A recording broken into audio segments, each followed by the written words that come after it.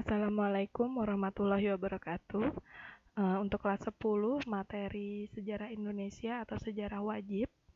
Bab pertama, menelusuri peradaban awal di Kepulauan Indonesia. Tahukah kalian bahwa kebudayaan atau peradaban masa prasejarah masih kita gunakan atau masih berlangsung dalam kehidupan kita sehari-hari hingga saat ini? Nah, salah satunya mungkin yang bisa kalian kenal, yang paling sering kita gunakan adalah peralatan dapur seperti cobek atau ulek-ulek. Nah, dalam masa prasejarah ini disebut dengan batu pipisan. Contohnya ada pada gambar ini. Nah, dulu bentuknya seperti ini, fungsinya pun masih sama seperti sekarang. Kalau sekarang biasanya digunakan untuk membuat sambal atau menghaluskan bumbu dapur, pada masa dulu batu pipisan ini digunakan untuk meramu seperti itu atau menghaluskan bahan-bahan herbal. Nah, selanjutnya kita akan masuk ke materi. Yang pertama atau A, yaitu sebelum mengenal tulisan. Masa praaksara atau prasejarah bisa juga diartikan sebagai masa sebelum mengenal tulisan. Jadi, kalau dipisah, pra itu sebelum, aksara itu tulisan. Nah, biasa juga disebut sebagai masa prasejarah.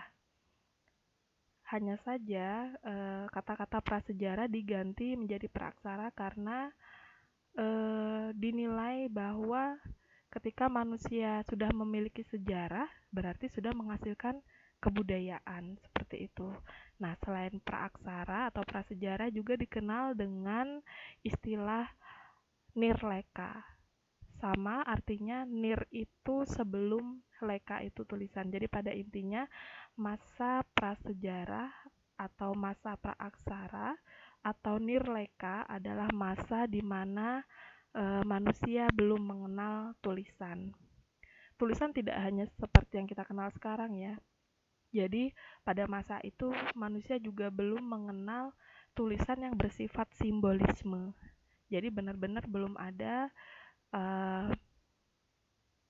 simbol atau tulisan yang dihasilkan oleh manusia pada saat itu.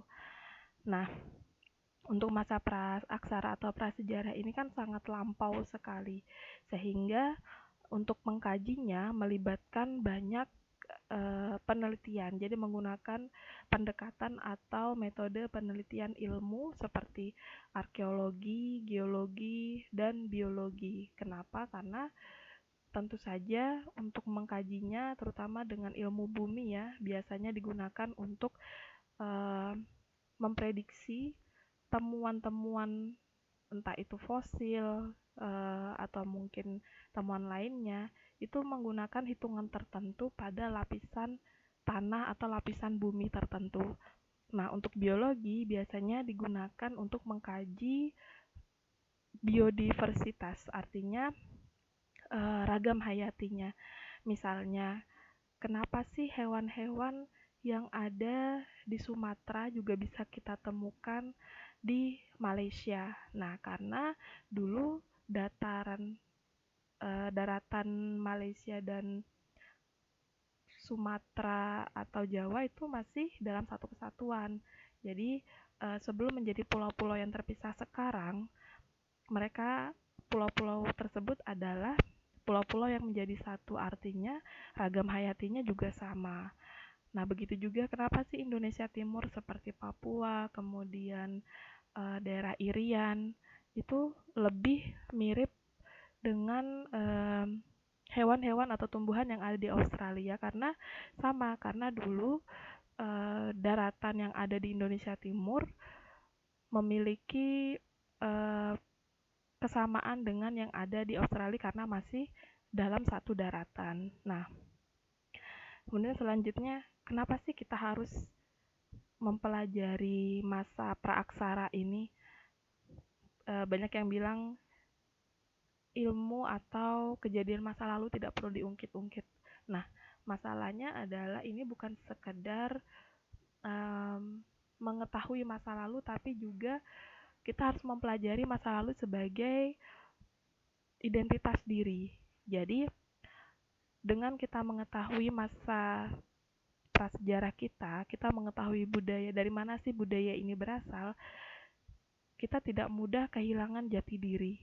Nah, yang sekarang terjadi adalah seringnya terutama para pemuda ya, terutama para pemuda masa sekarang bisa disebut sebagai gagap budaya. Kenapa? Karena dia merasa tidak ingin atau malu mempelajari budayanya sendiri, kemudian terlalu mengutamakan budaya dari luar, akhirnya dia gagap budaya. Disebut orang Indonesia, dia tidak tahu budaya Indonesia, tapi disebut orang luar pun dia bukan orang luar. Akhirnya seperti kehilangan jati diri. Nah, hal inilah yang tidak diinginkan negara kita saat ini. Negara yang identitasnya mudah didikte oleh budaya asing. Seperti itu. Selanjutnya mengenai masa praaksara. Ini kan zaman atau masa, berarti ada kurun waktunya. Kapan sih praaksara atau zaman prasejarah ini berakhir?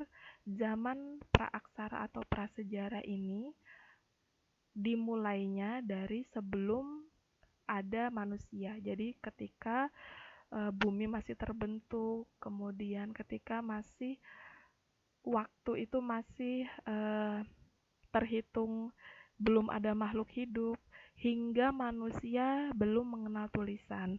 Nah, berakhirnya masa praaksara ini adalah sampai dengan manusia mengenal tulisan. Itulah akhir dari masa praaksara, yaitu disebut dengan masa aksara atau masa sejarah, yaitu masa di mana manusia mengenal tulisan, meskipun sekali lagi tulisan itu tidak harus berupa tulisan Latin atau tulisan masa kini. Nah, tulisan awalnya pun dibentuk atau dari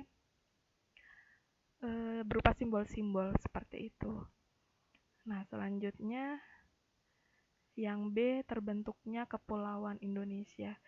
Sebelum kita membahas tentang Kepulauan Indonesia, kita akan membahas dulu tentang bagaimana sih terbentuknya bumi ini. Nah, yang paling sering digunakan teori terbentuknya bumi, ini ada gambarnya, adalah teori Big Bang. Nah, teori Big Bang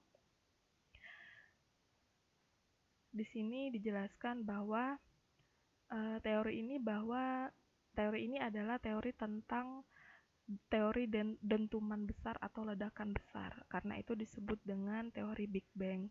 Nah, jadi seperti yang dilihat sebelumnya ini ya. Jadi alam semesta ini awalnya terbentuk dari sebuah ledakan besar, energi yang sangat besar. Kemudian ledakan itu menghasilkan berupa kabut. Jadi ledakan itu sama seperti kalau kita main mercon. Nah, main mercon itu kan ketika meledak dia menghasilkan kabut atau gas atau asap. Nah, kabut yang di alam semesta ini tidak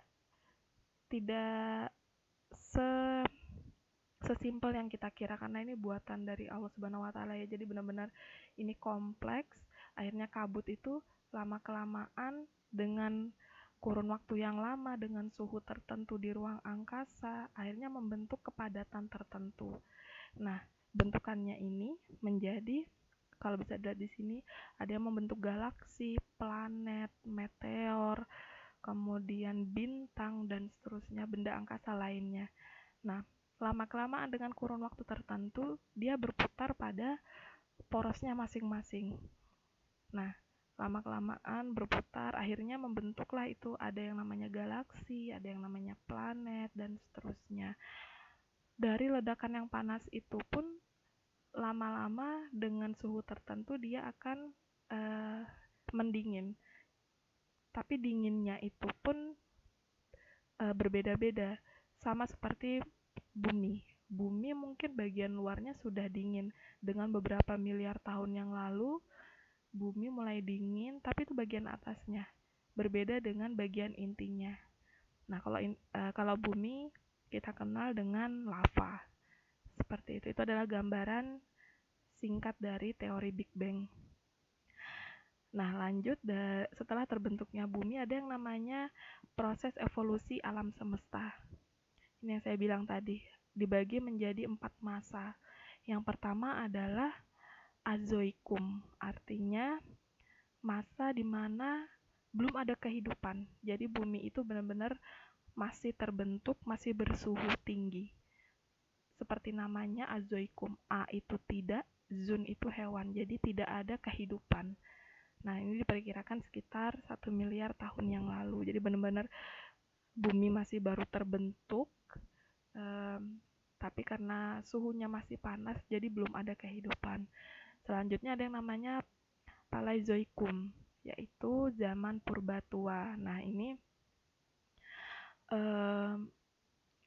bumi sudah terbentuk, sudah mulai mendingin, hanya saja belum ada daratan, jadi masih berupa samudra, termasuk untuk Indonesia masih berupa samudra.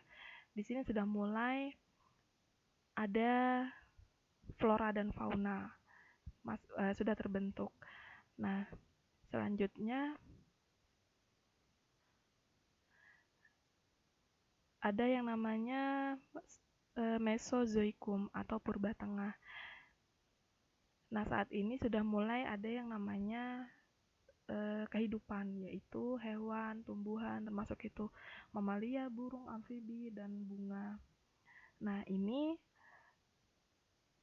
daratan bumi sudah memiliki tektonik atau lempeng. Nah, lempeng ini yang akhirnya nanti akan membentuk daratan, termasuk kepulauan Indonesia. Nah, untuk Indonesia sendiri dibentuk dari 2 lempengan, yaitu Eurasia dan Australia, yang sekarang kita kenal dengan benua Asia dan benua Australia. Seperti yang pernah saya jelaskan di depan tadi, seperti daerah Sumatera, kemudian Jawa, Kalimantan, itu terbentuk dari kepulauan Eurasia. Sementara Indonesia Timur seperti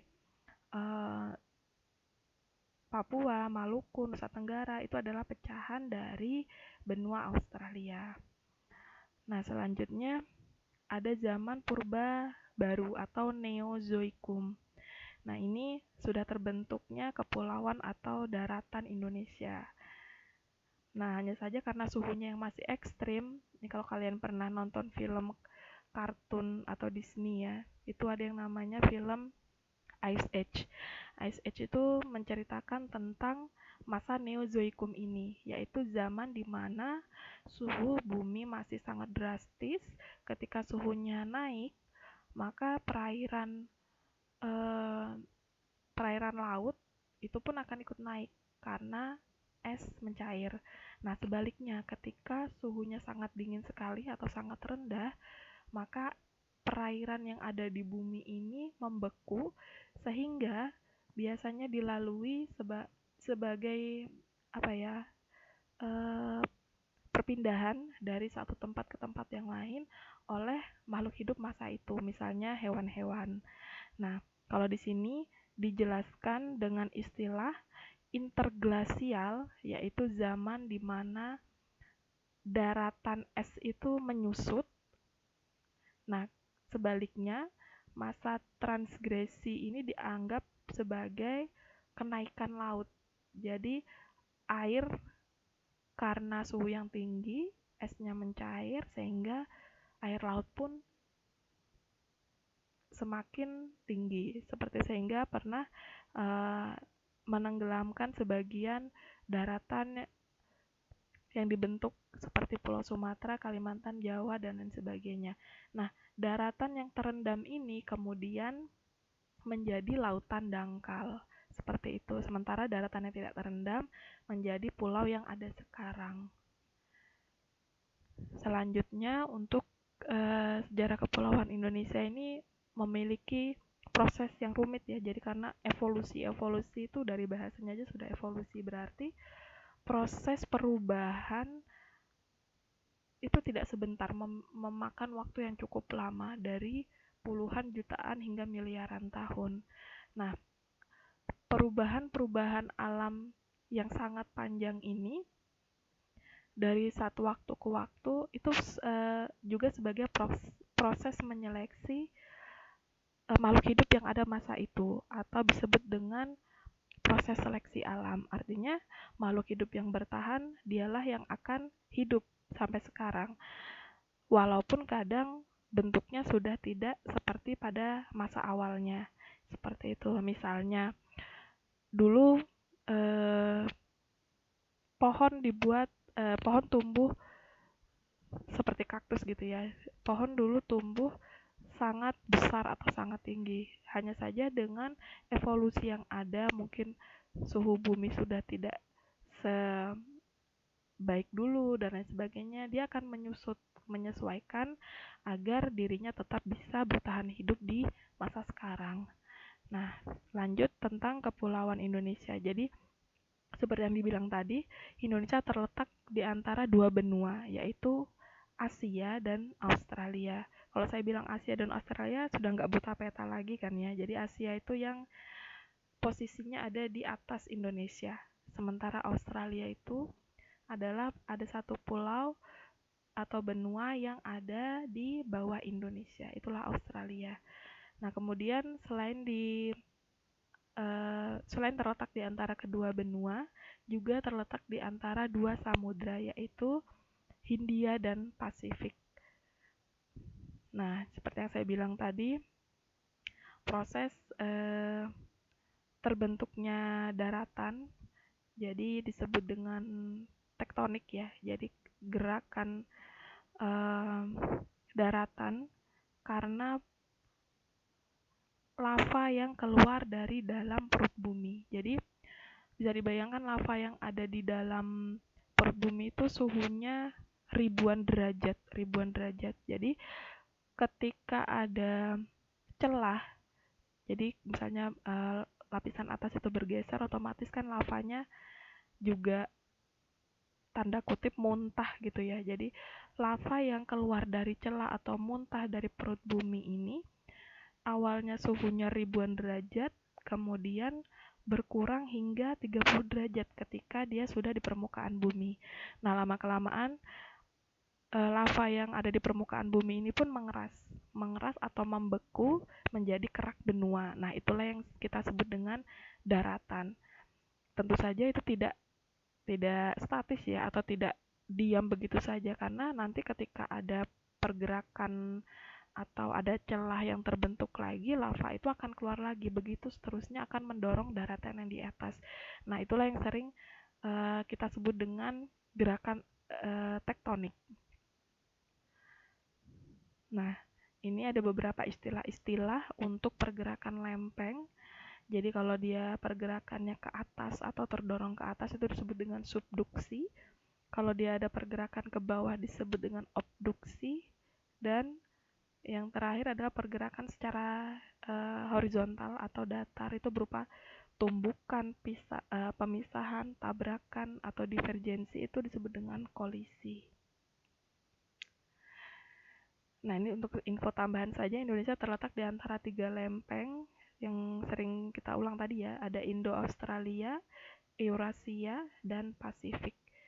Nah, karena itulah bayangkan kita terletak, daratan kita tuh kecil sekali kalau dibandingkan bumi yang ada di bawahnya. Jadi pergerakan yang di bawah itu sangat aktif sekali. Jadi sangat sering informasi bahwa Indonesia terjadi gempa, kemudian gunung meletus dan sebagainya, itu karena ini. Jadi karena pergeseran lempeng atau tektonik itu tadi. Nah, ini tadi yang saya sebutkan.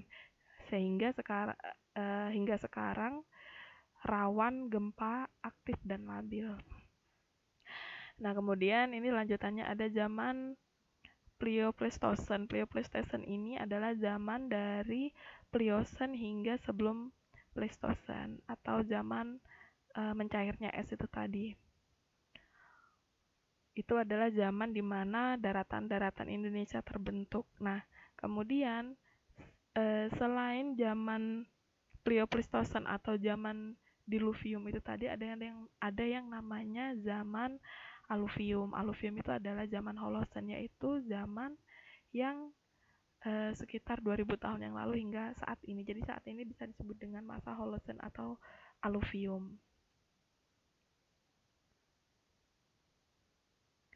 Oke, selanjutnya setelah kita bicara tentang daratannya atau buminya yang sudah terbentuk, kita akan membahas tentang manusianya, yaitu yang C, mengenal manusia purba.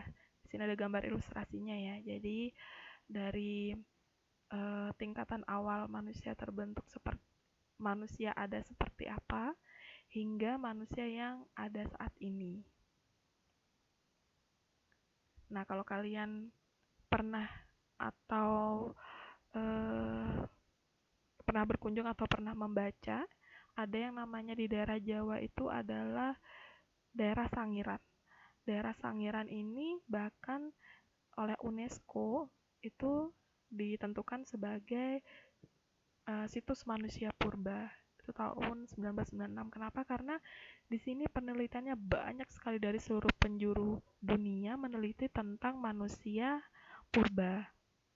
Nah, jadi kalau kalian pernah ke Sangiran, kenapa sih kok banyak banget di sana ditemukan fosil-fosil purba? Karena kalau secara ini geologinya sendiri, Sangiran ini seperti perbukitan yang tandus, jadi gersang. Nah, tanahnya pun berupa lempung hitam dan berpasir. Karena itu manusia-manusia purba yang ada di sana sangat mudah ditemukan, dan memang setelah diteliti di sana adalah pusat dari aktivitas manusia purba itu sendiri. Nah, peneliti yang pertama datang adalah P.S. Smuling. Ini menemukan tentang fosil vertebrata, yaitu hewan-hewan yang bertulang belakang. Nah, kemudian ada peneliti selanjutnya Eugene Dubois. Dubois ini sempat meneliti namun tidak lama. Nah, yang selanjutnya adalah setelah sekian tahun, sekian lama, ada yang namanya Gustav Heinrich Rapp von Koenigswald. Jadi dia ini awalnya menemukan temuan berupa situsnya berupa situs megalitik seperti itu. Nah, kemudian ada temuan berupa Homo erectus. Jadi kalau kita pernah tahu ya, kalau erectus itu kan manusia awal, jadi yang ini. Nah, ini biasanya erectus artinya Pithecanthropus erectus, manusia yang masih belum sempurna. Sementara Homo itu yang ini, atau manusia purba, manusia sempurna, manusia yang saat ini. Nah, jadi kenapa namanya Homo erectus? Karena ini manusia yang lebih dari Pithecanthropus erectus, tapi belum sesempurna manusia Homo sapiens yang ada seperti sekarang. Jadi di antaranya itu disebut dengan Homo erectus. Nah, selain penemuan itu tadi juga ada temuan evolusi budaya, binatang, dan lingkungan. Artinya apa? Bahwa manusia yang ditemukan ini memiliki aktivitas yang berkembang, karena itu dia memiliki budaya, termasuk binatang dan lingkungannya. Nah, selain di Sangiran juga ada di daerah Trinil atau Ngawi, Jawa Timur. Kalau yang tadi di Sangiran itu lebih tandus, lebih gersang kondisi geologisnya, sementara di Trinil atau Ngawi ini dekat dengan Bengawan Solo. Artinya apa? Lebih subur karena dia dekat dengan perairan. Nah, Eugene Dubois dia menemukan fosil Pithecanthropus erectus yang sudah berjalan tegak. Jadi tengkoraknya pendek tapi memanjang ke belakang. Nah, seperti ini. Volumenya sekitar 900 cc. Kalau kera itu sekitar 600 dan manusia itu 1400, dia ini diantaranya, yaitu 900 cc. Artinya apa? Otaknya masih belum digunakan secara maksimal, atau istilahnya otaknya masih belum berkembang. Nah, selain itu juga ada ciri-ciri tulang keningnya menonjol. Kening itu ini yang di atas mata. Dan belakang mata ini menyempit.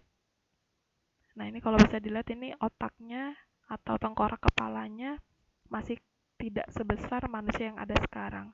Dari secara struktur wajah pun masih seperti kera, seperti itu.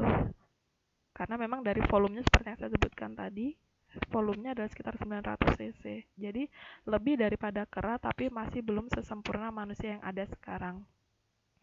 Nah, selain ditemukannya fosil Pithecanthropus ini tadi juga ada tengkorak kira-kira manusia ya. Kira-kira sekitar 5 tahun, jadi tengkorak manusia, anak manusia berusia 5 tahun di Mojokerto. Nah, tengkorak ini masih menjadi perdebatan karena setiap ilmuwan memiliki metode pengujian atau penanggalan masing-masing. Seperti yang saya infokan di awal, di lapisan bumi tertentu itu menunjukkan tahun tertentu. Seperti itu. Nah, ini karena masih perdebatan, jadi jika memang benar ini adalah Homo erectus tertua yang ada di Indonesia, maka akan menjadi sejarah baru. Nah, siapa tahu kalian nanti kuliah mengambil jurusan sejarah murni, biasanya kan ada yang namanya ekskavasi atau penggalian. Itu ada ilmunya. Jadi di lapisan tertentu itu menunjukkan tahun tertentu.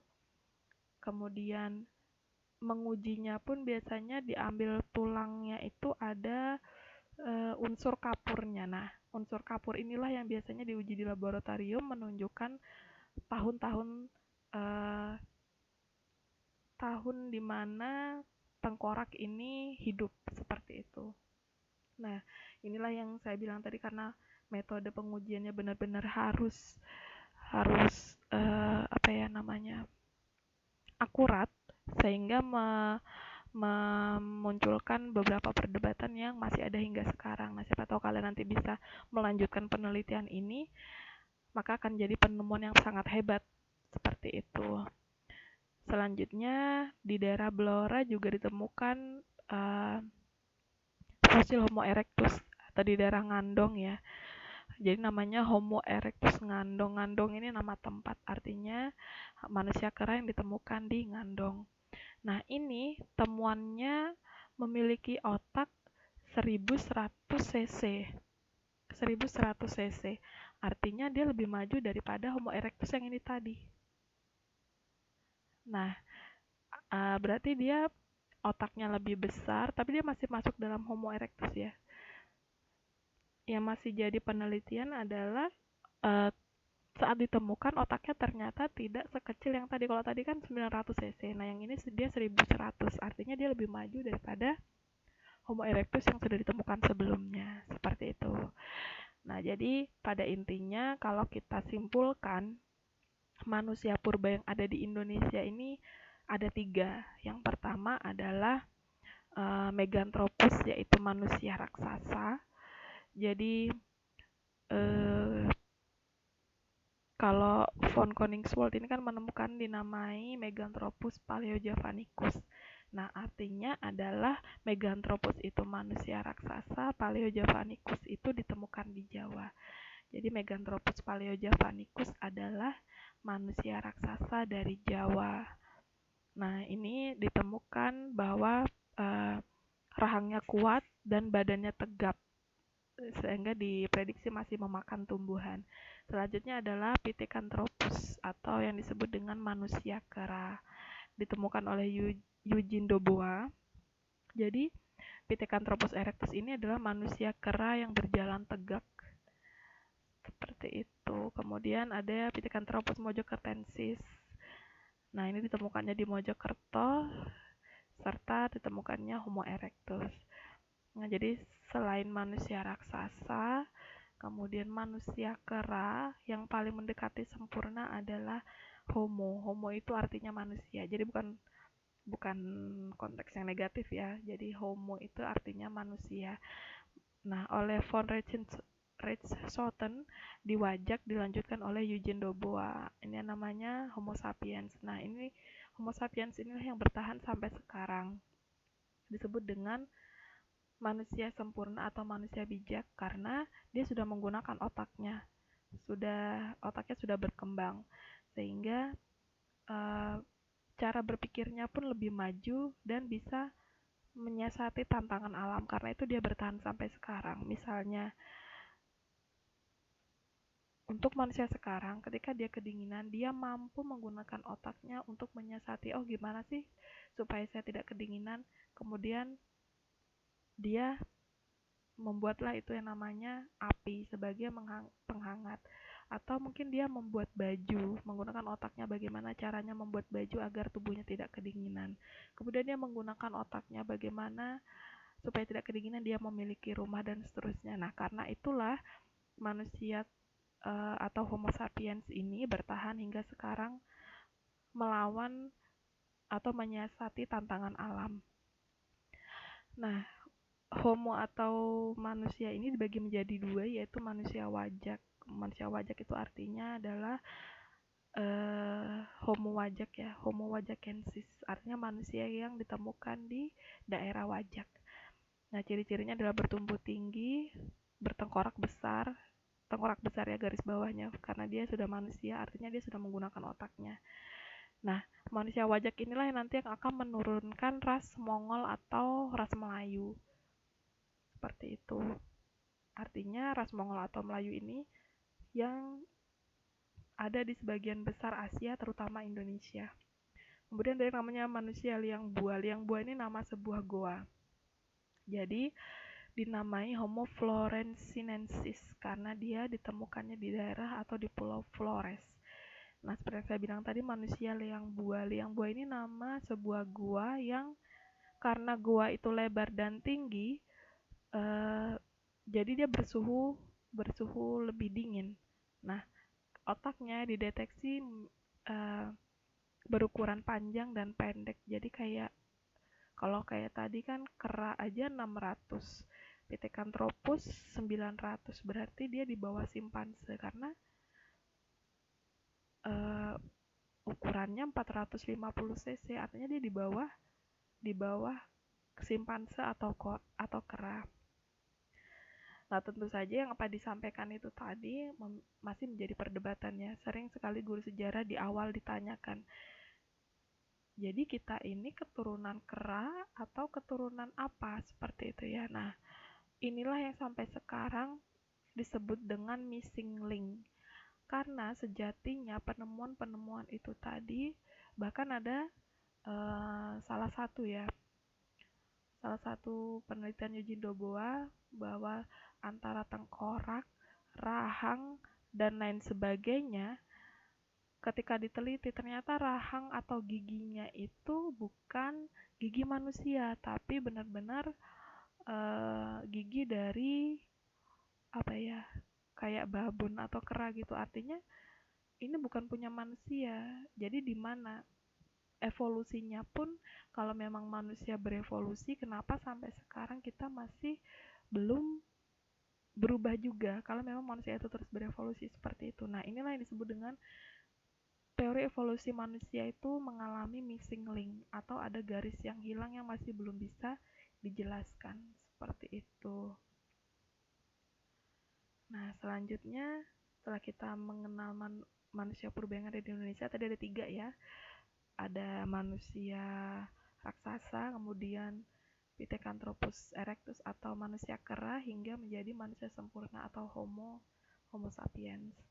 Nah, kemudian ini kita akan mempelajari tentang asal-usul dan persebaran nenek moyang bangsa Indonesia. Nah, dari gambarnya kita bisa lihat Indonesia yang ada sekarang ini sangat bermacam-macam etnisnya, seperti itu. Sehingga menghasilkan bukan hanya struktur fisik yang berbeda, tapi juga kebudayaan, bahasa, kemudian dan lain sebagainya ya. Jadi benar-benar Indonesia ini memang dari dulu tidak bisa dibilang sebagai negara yang simpel, karena memang terlahir dari beragam kebudayaan yang sangat kompleks. Nah, jangan sampai setelah kita mempelajari ini, kita masih mudah diadu domba seperti itu, karena kita benar-benar negara yang saat ini dalam keadaan darurat hoax dan lain sebagainya. Nah, dengan mempelajari ini semua, semoga kita tidak termakan oleh pemikiran-pemikiran seperti itu tadi. Jadi kita harus sadar, kita harus berpikiran terbuka bahwa Indonesia itu luas dan beragam. Nah, ini adalah beberapa nenek moyang suku atau ras yang ada di Indonesia. Yang pertama adalah Proto Melayu. Nah, Proto Melayu ini diduga datang dari daratan Cina Selatan atau Yunan. Nah, contohnya ciri-ciri fisiknya ada di gambar ini ya, saya lampirkan. Jadi rambutnya lurus, kulitnya kuning, matanya sipit. Nah, itu adalah ciri dari Proto Melayu. Nah, kemudian contohnya kalau sekarang suku apa sih Proto Melayu ini? Yang paling mirip adalah dari ciri-cirinya yaitu Dayak, Batak, Toraja, Alas, dan Gayo. Jadi kalau misalnya ambil satu contoh saja, Dayak atau Pasir gitu ya. Pasir itu atau orang Dayak, ciri rambutnya pasti lurus, kemudian kulitnya cenderung kuning, dan matanya sipit. Jadi kalau orang Dayak asli itu kelihatan banget matanya sipit, kulitnya kuning. Nah, seperti ini. Walaupun dia tinggalnya berkebun atau berhumah, tetap aja kulitnya warnanya seperti itu. Karena apa? Karena itu memang rasnya. Nah, Proto Melayu ini datangnya dari Cina Selatan ini. Kalau kalian lihat di peta ini yang warna merah, dia datang lewat daratan ini barat Malaysia, menempatinya di awalnya tibanya di pantai-pantai. Kemudian dia lama-kelamaan terdesak ke dalam hutan. Kenapa terdesak? Nah, ini lanjutannya. Karena ada yang namanya Deutro Melayu. Deutro Melayu ini adalah Melayu muda. Jadi kalau Proto Melayu itu Melayu tua, Deutro Melayu ini Melayu muda. Secara fisik ini sangat mirip dengan Proto Melayu. Bedanya hanya kenapa dia disebut dengan Melayu muda, karena dia membawa budaya baru. Budaya barunya berupa perkakas atau senjata logam atau besi. Nah, disebut dengan kebudayaan orang Dongson. Nah, selain dari peralatan atau perkakasnya yang lebih maju, dia juga lebih maju dalam mengolah tanah seperti irigasi, berhumah. Berhumah itu ini berladang dari hutan yang dibabat. Jadi ini masih ada sampai sekarang ya, bahkan bertahan sampai sekarang. Jadi ketika dia mau berladang, hutan yang ada itu dibabat atau dibakar terlebih dahulu, baru kemudian dijadikan ladang. Itu namanya berhumah. Dan ini tradisi yang masih ada sampai sekarang. Nah, selain mengolah tanah seperti irigasi, berhumah, juga ada namanya ilmu perbintangan. Nah, ilmu perbintangan ini sampai sekarang, bahkan ya, apalagi kalau orang tua kalian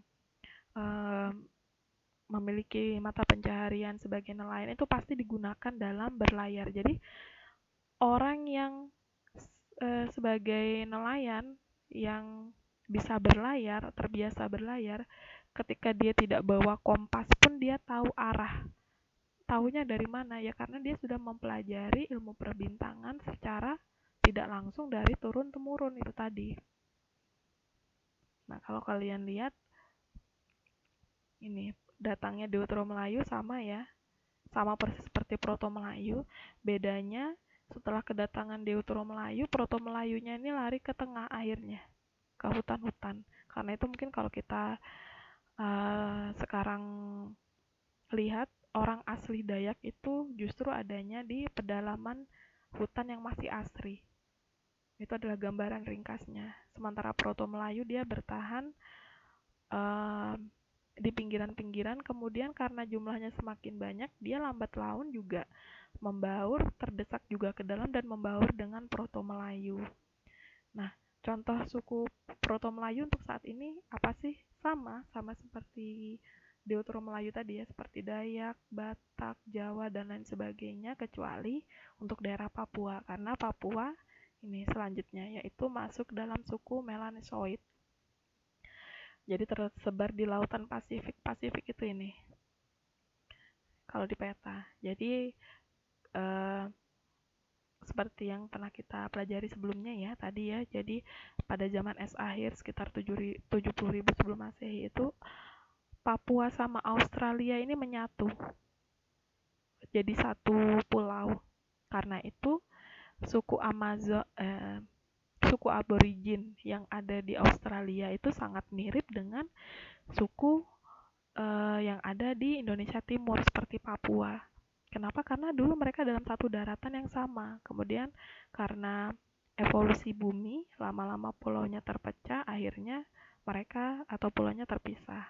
Hanya saja karena awalnya berada dalam daratan yang sama, pastinya memiliki kesamaan fisik yang sama. Nah, kemudian di mana saja sih ada persebaran melanosoid di Indonesia? Itu adanya di Indonesia Timur seperti NTT, Maluku, dan seterusnya.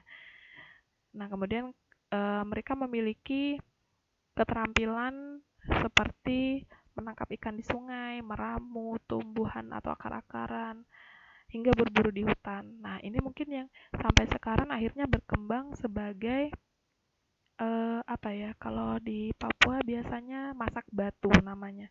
Jadi cara masaknya itu menggunakan tanah yang digali, kemudian daging-dagingannya ditanam di tanah, kemudian ditutup oleh daun-daunan dan ubi, baru ditutup dengan batu-batuan yang sudah dipanaskan, seperti itu. Nah, itu adalah kebudayaan yang memang mereka bawa sejak dulu secara turun-temurun. Dan itu mirip dengan kebudayaan yang ada di daratan yang sama sebelumnya. Nah, selain cara meramu itu tadi, juga ada kesamaan dalam rumah. Jadi perkampungan mereka itu berupa kemah-kemah dengan bahan yang ringan yang fungsinya hanya untuk tidur atau berlindung. Jadi kalau kalian lihat ya, rumah-rumah asli orang Indonesia Timur itu kenapa dibuat secukupnya untuk berlindung, karena memang fungsinya hanya seperti untuk kamar, hanya untuk tidur. Sisanya aktivitas lain biasanya dilakukan di luar, entah itu mungkin memasak dan lain sebagainya, itu dilakukan di luar rumahnya. Jadi rumah itu benar-benar untuk berlindung. Nah, kemudian selain Melanosoid juga ada suku Negrito-Wedit. Negrito-Wedit itu Negrito itu dari bahasa Spanyol, jadi seperti negro. Sementara Wedit itu suku Weda yang ada di Sri Lanka. Nah, ciri-ciri matanya adalah matanya agak cekung seperti ini. Jadi kesannya seperti berang. Berang itu maksudnya kayak orang marah gitu ya. Padahal enggak. Jadi mereka memang bentuk ekspresi wajahnya, mungkin kalau kalian lihat, kenapa sih orang timur ini kok kayaknya ekspresinya kayak marah-marah? Enggak, mereka memang seperti itu karena secara struktur atau kontur wajah, mata mereka itu agak cekung seperti ini. Nah, kulitnya coklat tua, dan kalau untuk Weda itu agak agak pendek, nggak seperti orang Melanesia. Kalau Melanesia orang timur asli itu dia malah tinggi-tinggi, tapi kalau orang Weda itu lebih pendek. Nah, ini adanya di mana? Mereka sekarang terbatas ada di daerah Palembang, Jambi, Siak, dan Sulawesi Tenggara bagian bawah. Seperti itu. Nah, jadi setelah 4 suku tadi yang kita pelajari, jadi ada Proto Melayu ya. Proto Melayu ini yang seperti, kalau kalian bisa bayangkan, seperti Dayak. Nah, mereka itu datang pertama kali ke Nusantara, kemudian karena datangnya Deutero Melayu atau Melayu Muda, mereka terdesak ke hutan. Nah, Melayu Muda ini membawa kebudayaan yang lebih maju. Salah satunya adalah mengolah senjata dan pengolahan teknologi tanah irigasi dan berrumah. Kemudian Melanosoid ini, kalau kalian gambarkan, wajahnya mirip seperti orang Indonesia Timur saat ini. Jadi warna kulitnya, kemudian bentuk matanya, dan seterusnya. Nah, dari ini semua kemudian ada yang namanya teori out of America. out of Africa dan out of Taiwan. Apa sih itu? Maksudnya adalah teori out of Africa ini pada intinya Melanesia atau orang-orang Melanes orang-orang ini ya, Melanosoid itu kan awalnya dari Afrika. Nah, ini kalau kalian lihat petanya. Mereka ini datang dari Afrika ke Pasifik ya. Ke Pasifik kemudian ke Nusantara ini mereka tidak mempunyai tujuan. Jadi memang mereka datang sejauh ini hanya untuk bertahan hidup. Seperti itu. Sementara out of Taiwan ini Indonesia, ini ya peta yang bawah. Indonesia, suku yang ada di Indonesia ini datang dari Taiwan melalui barat Malaysia seperti ini. Nah, ini yang pernah ada menjadi konflik di salah satu grup forum grup di salah satu daerah, saya tidak sebutkan. Jadi karena ada pemilihan presiden yang kemudian mengangkat sensitivitas masalah ras, dia menuliskan sesuatu di grup bahwa masa sih kita ini keturunan Cina, seperti itu. Nah, pada saat itu memang kondisinya adalah pemilihan presiden. Nah, hal seperti ini yang saya harapkan kita harus bijak. Karena kalau kita sudah mengerti tentang hal ini, kita harus bisa menyikapi, jangan langsung tersulut, langsung marah, tidak terima, kita dibilang keturunan asing lah, apalah seperti itu ya. Karena pada dasarnya memang ada teorinya. Hanya saja itu tidak satu-satunya teori, seperti itu. Nah, kita bisa menjelaskan, itu memang ada teorinya, tapi bukan satu-satunya teori. Karena Indonesia ini beragam dan sangat banyak kebudayaannya. Datangnya ras atau suku, mungkin kalau bahasa sekarang dibilang asing atau Cina itu tadi ya. Kalau bahasa kita secara ilmu pengetahuan, itulah yang disebut dengan Proto Melayu itu tadi. Yang ada memang terbukti mereka sudah ada bahkan berapa ribu atau berapa ratus tahun yang lalu. Buktinya adalah kita masih bisa melihat suku-suku Dayak yang masih asli sampai sekarang. Nah, itu kita bisa jelaskan. Kemudian, apakah kita satu-satunya apakah kita keturunan hanya dari satu garis yaitu Cina saja? Oh tidak, ini hanya satu teori. Teori lainnya ada yang namanya Melanesoid, ada Negrito. Itulah yang jadi cikal bakal suku teman kita yang ada di Indonesia Timur saat ini. Seperti itu ya. Jadi jangan termakan isu, jangan mudah diadu domba karena kita sudah mempelajari asal usul keberagaman suku yang ada di Indonesia. Selanjutnya kita akan mempelajari tentang corak kehidupan masyarakat masa praaksara. Nah, dari gambarnya saja kita bisa lihat ya, ini ilustrasinya. Jadi masa praaksara itu tidak melulu tentang manusia purba atau manusia kera. Pada intinya ketika manusia itu masih belum mengenal tulisan, itulah disebut dengan masa praaksara. Berarti beda dong Bu yang ada di Mesir sama yang ada di Indonesia. Oh iya, bisa beda. Karena pada masa tertentu Mesir lebih dahulu menemukan yang namanya tulisan atau simbol, walaupun masih berupa simbol masa itu ya. Sementara di masa yang sama Indonesia kita masih belum mengenal tulisan, artinya kita masih praaksara, sementara Mesir sudah masuk dalam masa atau zaman aksara. Seperti itu, paham ya maksudnya ya? Jadi masa atau kehidupan praaksara dari satu tempat dengan tempat lain bisa jadi berbeda, tergantung dari kebudayaan manusianya di tempat itu sendiri. Kalau dia sudah mengenal tulisan, berarti masa praaksaranya sudah berakhir. Nah, ini contohnya. Jadi manusia praaksara itu tidak melulu manusia kera, ini manusia yang sudah beradab, berbudaya ya. Dia sudah menggunakan celana, sudah menggunakan baju, tapi dia belum mengenal tulisan. Dia sudah mengenal hewan peliharaan. Bisa dilihat hidupnya di tepi pinggir sungai. Nanti kita akan bahas kenapa biasanya mereka hidup di pinggiran sungai. Seperti itu. Dan itu masih bertahan ya sampai sekarang.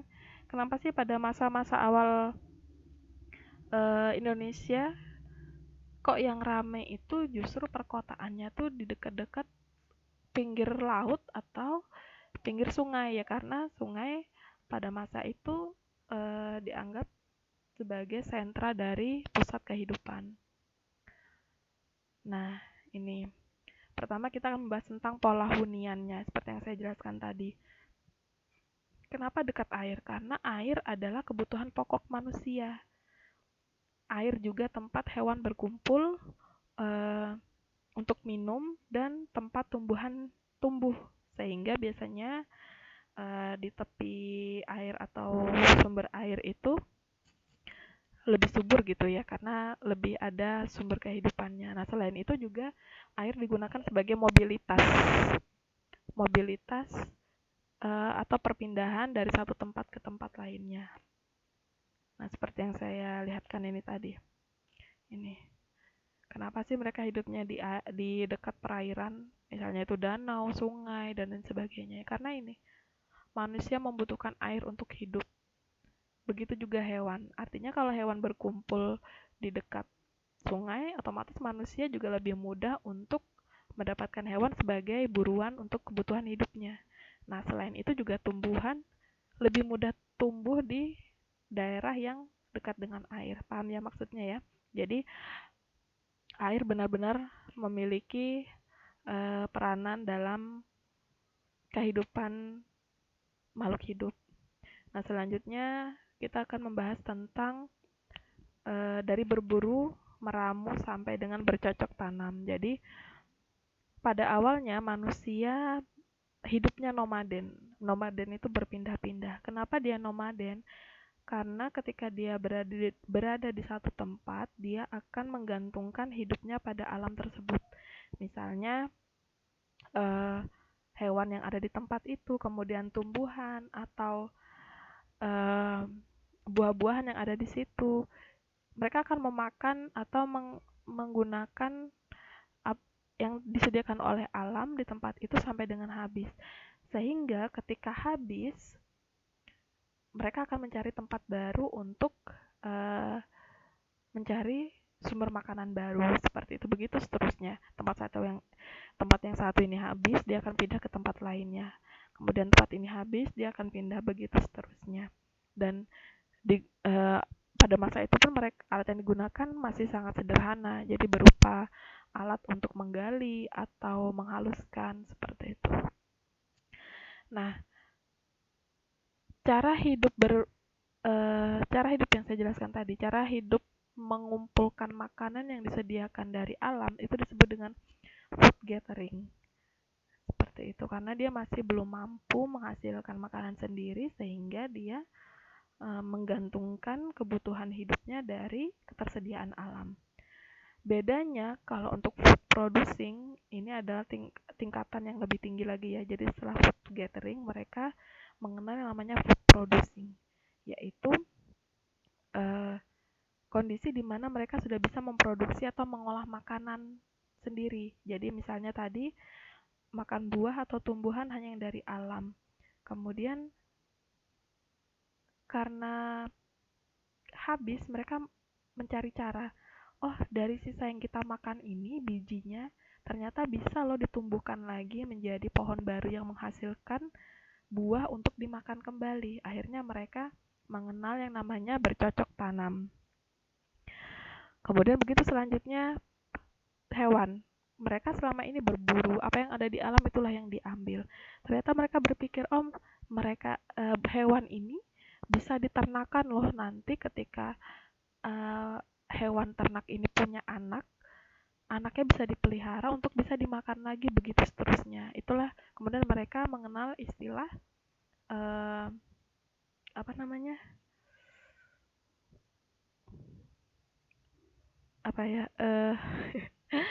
dengan istilah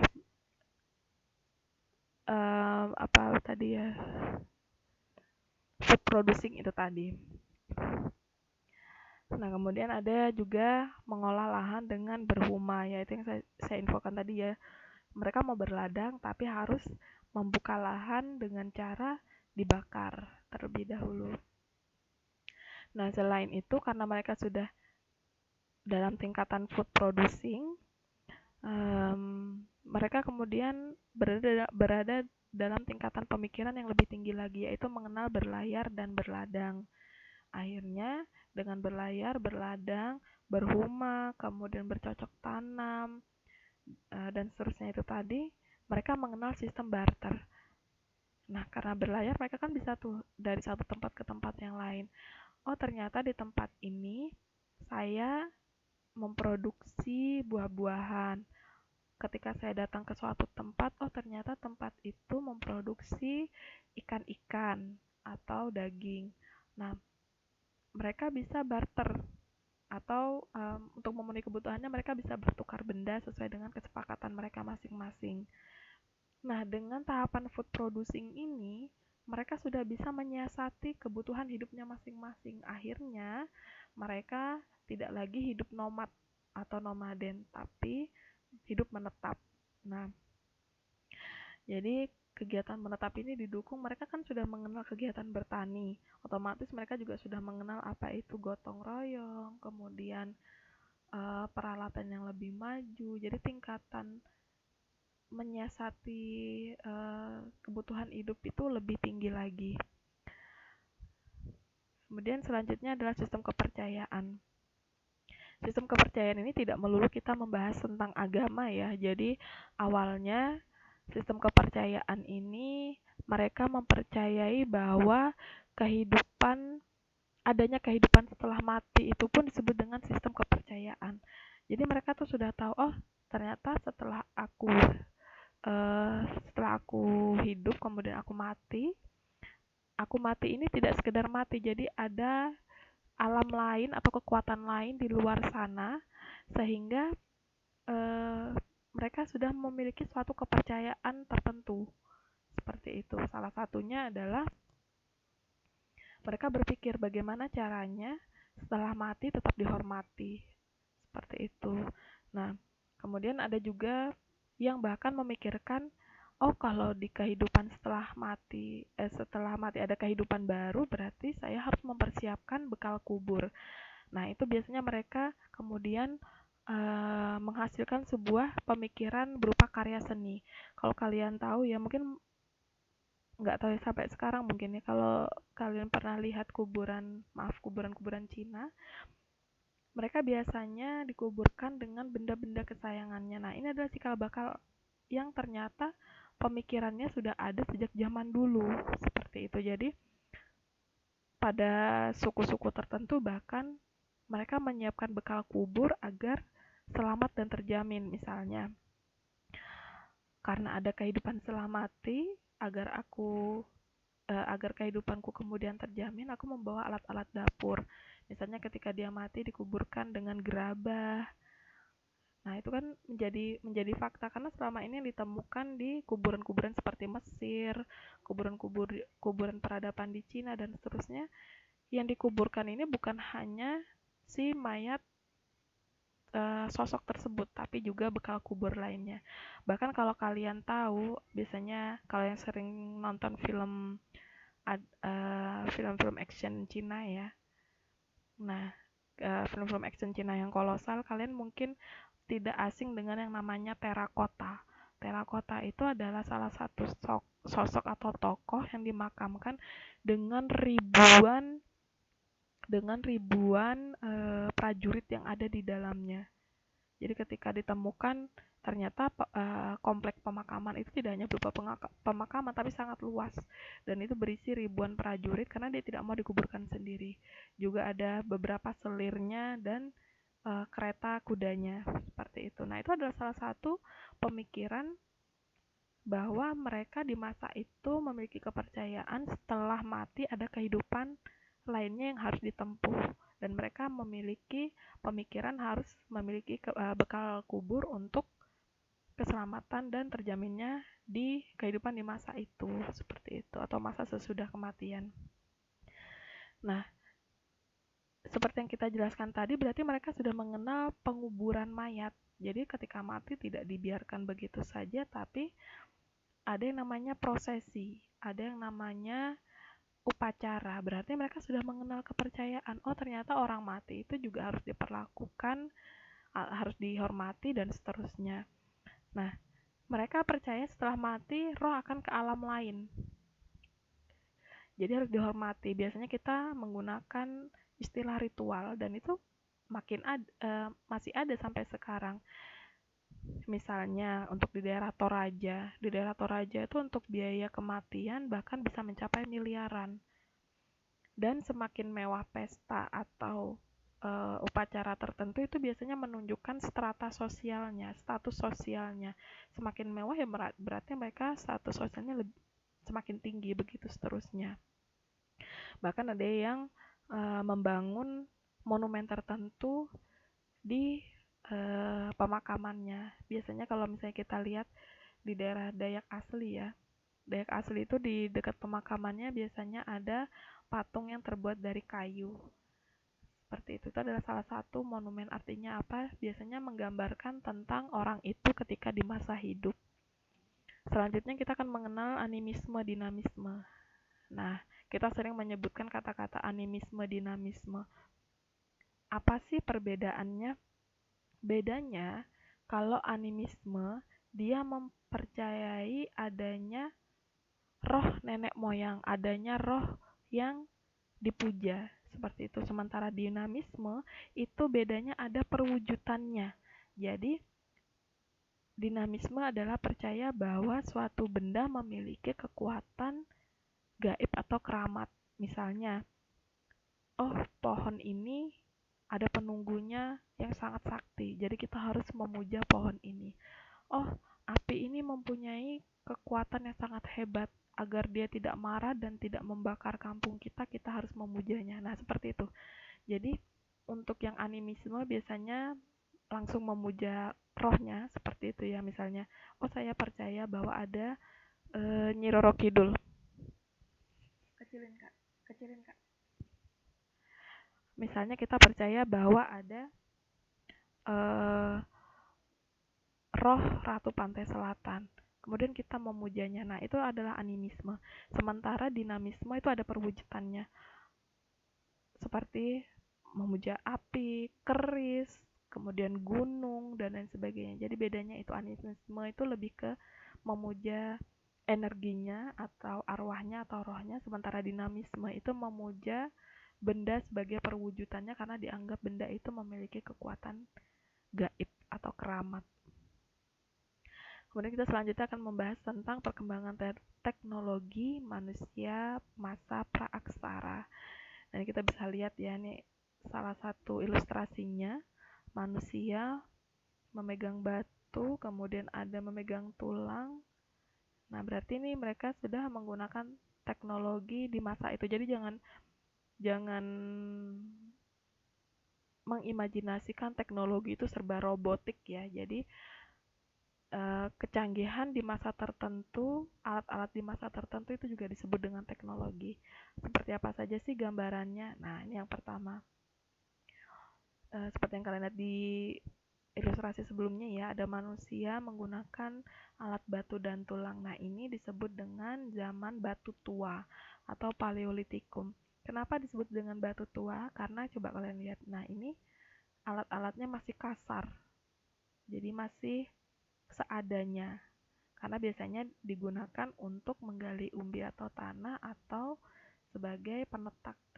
Nah, ini cara menggunakannya digenggam seperti ini. Mereka menggunakan bagian-bagian tajamnya ini, pecahannya ini untuk menyayat kulit mungkin ketika berburu, atau mungkin untuk menggali tanah atau umbi. Nah, mereka masih sesederhana itu untuk mengelola kebutuhan hidupnya. Nah, selain batu-batu juga ada menggunakan alat dari tulang atau tanduk rusa. Nah, seperti ini bentuknya. Biasanya digunakan fungsinya seperti belati. Belati itu pisau. Jadi alat untuk nusuk. Biasanya mereka untuk berburu, menusuk hewan, nah pakai ini. Kemudian ada juga alat dari batu atau tombak bergerigi, disebut dengan flex. Ini batu kecil-kecil tapi bergerigi. Nah, biasanya diikatkan pada sebuah kayu, kemudian digunakan berburu, fungsinya seperti tombak.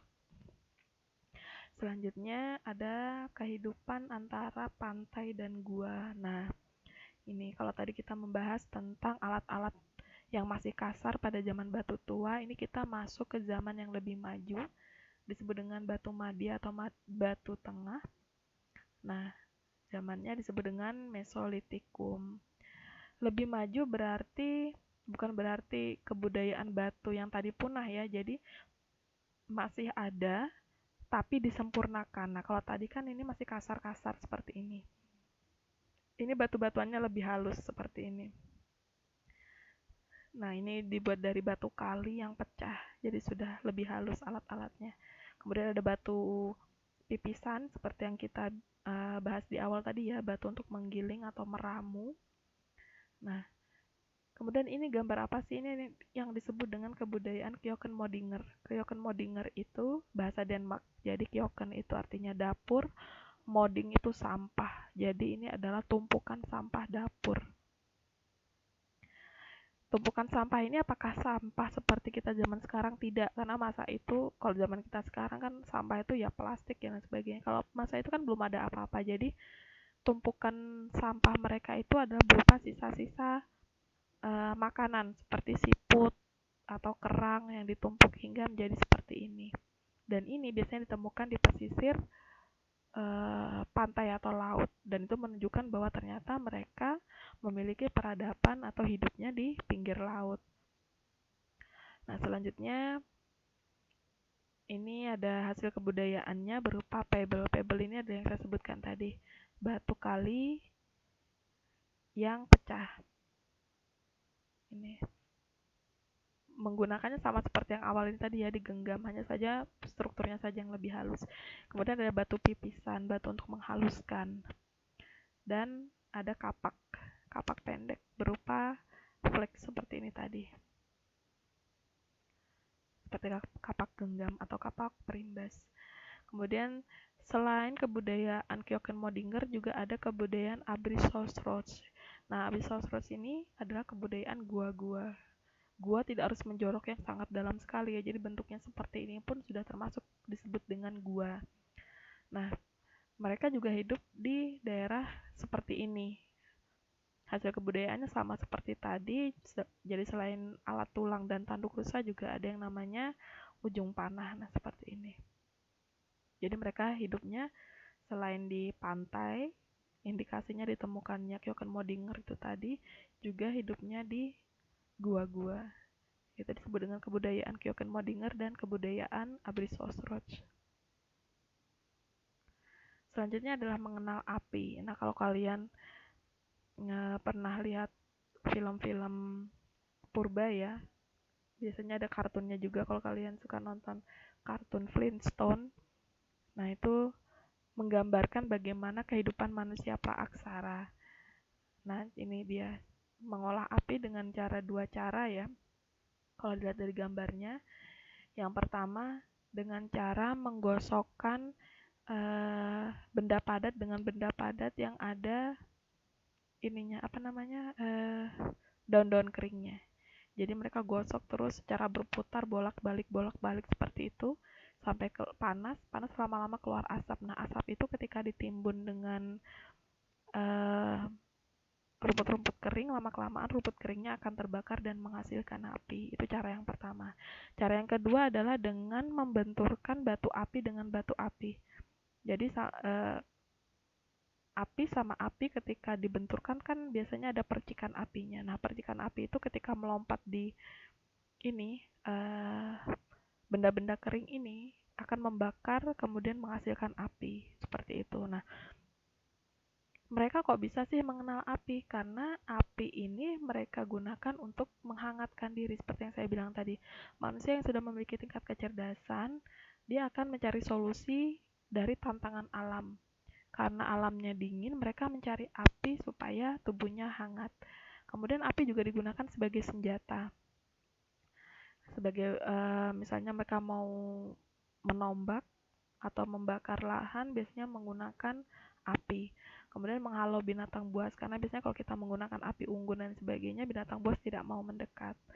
Juga sebagai sumber penerangan itu jelas, membuka lahan tadi sudah ya, slash and burn namanya, hingga teknologi memasak. Nah, ini. Jadi setelah mereka mengenal api, tingkat untuk kebutuhan hidup seperti memasak itu pun mereka teknologinya lebih maju. Mereka udah mengenal api, memasak, otomatis mereka mengenal istilah membakar, memanggang. Kemudian karena sudah ada pemikiran untuk memasak makanan, mereka akhirnya juga mengenal apa itu bumbu, ramuan, dan seterusnya. Nah, ini kemudian penjelasan yang tadi ya, cara pembuatan api. Jadi yang pertama membenturkan api, kemudian menggosok benda halus yang mudah terbakar. Nah, jadi kalau batu sama batu menghasilkan percikan. Percikan itu ditangkap di benda kering atau daun atau lumut kering menghasilkan api. Bisa juga dengan menggosok antar benda berputar, jadi bolak-balik digosok hingga menghasilkan panas atau berasap. Asap itu ketika ditumpuki benda-benda kering, maka benda keringnya akan ikut terbakar dan menghasilkan api. Nah, selanjutnya adalah sebuah revolusi. Tadi kita membahas tentang batu tua. Batu tua alatnya masih kasar ya. Kemudian batu madya itu mulai halus, baik berupa batu kali atau batu pipisan. Nah, ini yang terakhir adalah sebuah revolusi. Revolusi itu maksudnya adalah revolusi kebudayaan, di mana zaman ini disebut dengan Neolitikum atau zaman batu baru atau batu muda. Kenapa disebut dengan revolusi kebudayaan? Karena dari kehidupan mereka yang hanya food gathering tadi, yang hanya makan dari ketersediaan alam, mereka sudah bisa menyiasati menjadi food producing, yaitu bercocok tanam dan beternak. Jadi menyiasati agar tanaman tidak habis dan bisa dimakan lagi, mereka bercocok tanam atau bertani dan berladang. Hewan-hewan yang diburu agar tidak mudah punah dan bisa dimakan lagi, mereka mengenal istilah beternak. Nah, kemudian mengenal juga yang namanya gotong royong. Untuk mengolah lahan, untuk berburu bersama itu lebih mudah dilakukan ketika bergotong royong. Nah, alatnya yang ditemukan ada 3 macam ya. Yang pertama adalah kebudayaan kapak persegi. Nah, ini kalau kalian lihat bentuknya persegi panjang seperti ini atau trapesium. Nah, ini biasanya digunakan sebagai kalau sekarang cangkul atau beliung. Caranya ini sebagai mata cangkulnya, jadi diikat. Nah, diikat di kayu seperti ini kemudian dipukulkan, ini menjadi cangkul. Nah, yang kecil-kecil ini disebut dengan tarah atau tatah. Masih ada kan ya sampai sekarang, ada cangkul, ada tarah, ada tatah. Selanjutnya ada kapak lonjong. Nah, kapak lonjong ini hampir sama persis bentuknya, lebih lonjong seperti telur seperti ini. Yang besar ini namanya Walzenbill, yang kecil namanya Kleinbill. Fungsinya hampir sama seperti kapak persegi itu tadi. Jadi diikatkan di kayu, baru kemudian dipukulkan. Nah, jadi biasanya ini untuk selain memipihkan ya. Jadi kan kalau dulu belum ada kain, salah satunya mereka untuk baju dari kulit kayu. Nah, kulit kayu itu dipukul terus sampai tipis menggunakan ini. Bisa juga yang bagian tajamnya untuk itu tadi, cangkul itu tadi. Nah, selain kapak lonjong juga ditemukannya perhiasan seperti gelang atau gerabah atau tembikar. Gerabah itu peralatan tanah liat yang dibakar. Nah, itulah gerabah atau tembikar. Dan itu masih ada sampai sekarang. Kalau kalian lihat apa ya namanya, kayak guci-guci, terus wajan, itu kan masih ada yang terbuat dari tanah sampai sekarang. Nah, ini bertahan. Artinya kebudayaannya tidak punah dan berlangsung sampai sekarang. Nah, yang terakhir adalah kebudayaan logam. Kebudayaan logam ini dibagi menjadi 2 masa, yaitu masa perunggu dengan masa besi atau masa logam. Disebut dengan perundagian. Nah, masa perunggu ini contohnya ada Nekara atau Moko. Nekara ini bentuknya seperti gendang. Nah, ini fungsinya macam-macam, dari fungsi dari fungsi agama atau ritual, mereka menggunakannya sebagai media memanggil nenek moyang. Jadi jangan dianggap ini mukulnya pakai tangan ya, karena dari logam biasanya menggunakan alat bantu seperti kayu dan lain sebagainya. Jadi dipukul. Bisa juga sebagai alat memanggil hujan atau dalam politik biasanya digunakan sebagai penanda pada saat perang. Jadi untuk menyemangati para pejuang pada saat perang, mereka biasanya memukul ini. Nah, bentuknya ada yang sama, ini namanya moko. Moko ini sama, bentuknya persis, hanya saja lebih kecil. Fungsinya tidak seperti tadi ya. Jadi ini fungsinya lebih untuk ini mas kawin. Jadi untuk dihadiahkan seperti itu. Kemudian ada kapak corong. Nah, kapak corong ini sama seperti tadi ya. Jadi ini hanya mata kapaknya, nanti dikasih kayu di sini. Jadinya seperti kayak kapak. Kapak itu masih ada kan sampai sekarang. Jadi kalau pertukangan itu biasanya menggunakan kapak untuk membentuk suatu kayu, untuk menyayat kayu. Nah, selanjutnya adalah konsep ruang. Jadi konsep ruang itu pada hunian ya arsitektur, maksudnya bukan seperti arsitektur perumahan pada zaman sekarang. Jadi maksudnya adalah bentuk hunian mereka pada masa itu lebih ke penadah angin. Jadi mengikuti ritme atau bentuk geografis alam. Nah, contohnya seperti ini. Jadi lebih ke strukturnya, arsitekturnya itu lebih pada menandakan sekat ruang.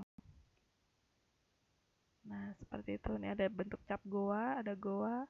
Nah, ini bentuknya ini sudah termasuk dalam hunian arsitektur, walaupun masih belum sempurna. Seperti itu. Jadi lebih pada menggunakan penadah angin atau mengikuti batas ruangnya ini mengikuti kondisi atau ritme bentuk geografis alam. Terima kasih. Assalamualaikum warahmatullahi wabarakatuh.